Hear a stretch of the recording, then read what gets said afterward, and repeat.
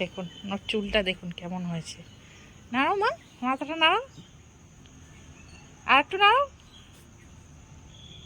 নমস্কার বন্ধুরা, আমি তুলিকা। আমার চ্যানেলে আপনাদেরকে স্বাগত। আপনারা সবাই কেমন আছেন? আশা করি আপনারা ভালোই আছেন। আমরাও খুব ভালো আছি। আজকে আমি আপনাদের সাথে আমার মেয়ের একটা হেয়ার কেয়ার রুটিন শেয়ার করব। আমার মেয়ের বয়স 3 বছর, তো আশা করি আপনাদের ভিডিওটা ভালোই লাগবে। ভিডিওটা স্কিপ না করে পুরোটা আপনারা দেখতে থাকুন। শ্যাম্পু করানোর আধ ঘন্টা আগে আমি এই জনসনের হেয়ার অয়েলটা দিয়ে আমি ওর চুলগুলোকে ভালো করে ম্যাসেজ করে দিই।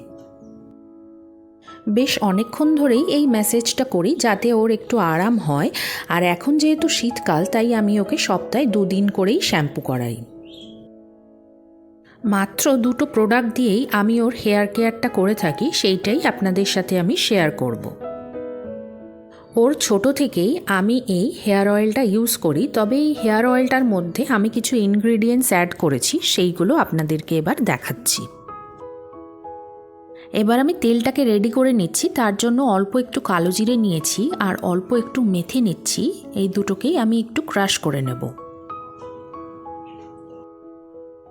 কালো জিরে আর মেথি চুলের জন্য খুবই উপকারী। কালো জিরে চুলের ফাটা কমাতে সাহায্য করে, মেথি চুলের বৃদ্ধি বাড়াতে, চুল পড়া কমাতে, চুলের ঘনত্ব বাড়াতে সাহায্য করে। এছাড়া এতে protein, potassium, zinc, vitamin C থাকে, যা মাথার ত্বককে স্বাস্থ্যকর রাখে, চুলকে মজবুত করে। দেখুন আমার এগুলো ক্রাশ করা হয়ে গেছে। এবার আমি এগুলো তেলের বোতলের মধ্যে ঢেলে নিচ্ছি। আর যখন এই তেলটা মাখাবো একটু ভালো করে ঝাঁকিয়ে তারপরে ইউজ করব।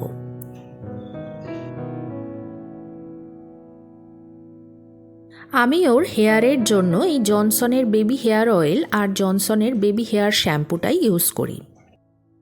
আধ ঘন্টা হয়ে গেছে, এবার আমি ওকে শ্যাম্পুটা করিয়ে দেব।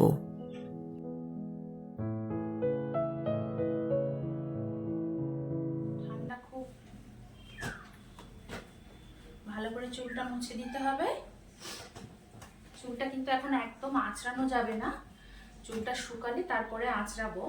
আর চিরুনি কিন্তু সব সময় পরিষ্কার চিরুনি দিয়ে শ্যাম্পুর পরে আঁচড়াতে হবে চুলটা, তাহলে চুলটা খুব সুন্দর হবে।